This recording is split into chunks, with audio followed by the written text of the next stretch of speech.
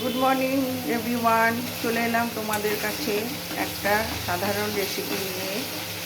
প্রথমে করেছি মাছগুলো যে সব দেখতে ভেজে তুলে রেখেছি, তারপরে এতে শুকনো লঙ্কা, তেজপাতা, গরম মশলা ফোড়ন দিয়েছি, দিয়ে পেঁয়াজ দিয়েছি, পেঁয়াজ দিয়ে একটু পেঁয়াজের উপরে নুন ছেড়ে দিয়েছি, ভাজা ভাজা হওয়ার পরে চিনি দিয়েছি, তারপরে আদা, রসুন, টমেটো, কাঁচা লঙ্কা আর কাশ্মীরি লাল লঙ্কা আর হলুদ, এই আমার মশলার মধ্যে এই দিয়ে দেখো কষাচ্ছি, কষিয়ে কষিয়ে তারপরে মাছগুলো ছেড়ে দেবো।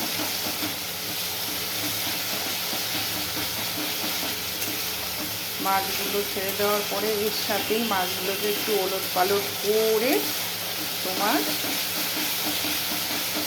একটু জল দিয়ে দেবো মাছটা সেদ্ধ হওয়ার জন্য, ব্যাস।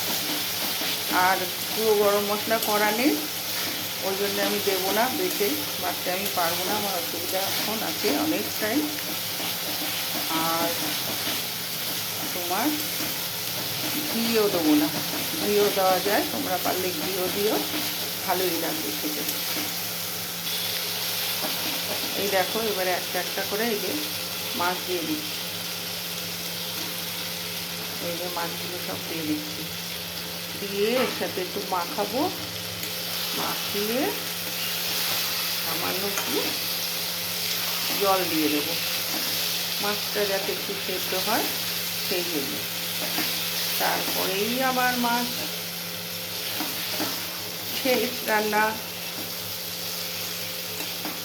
মাছের ঝাল শেষ বলো, কারণ এতে টক দই দিইনি, দিইনি যে আমি বলো মাছের ইয়ে।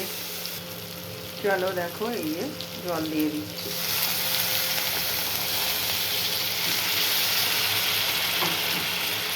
এই যে সামান্য জল দিলাম, দেখছো কপ কপ কপ কপ করে ফুটে উঠেছে।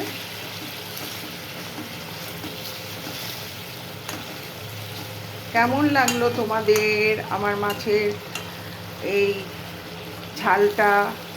ভালো লাগলে ভালোবাসা দিও, আমি তো তোমাদের ভালোবাসা দেওয়ার চেষ্টা করে যাচ্ছি, অনেক অনেক ভালোবাসা রইল।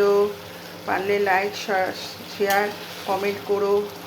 আসছি, আবার আসবো গল্প করতে। সকালে একবার টিফিন নিয়ে একটু তোমাদের সাথে গল্প করে গেছি, আবার একটু পরে একটু গল্প করতে আসবো, তারপরে এইটা নিয়ে আবার এসে পড়বো তোমাদের কাছে গল্প করতে।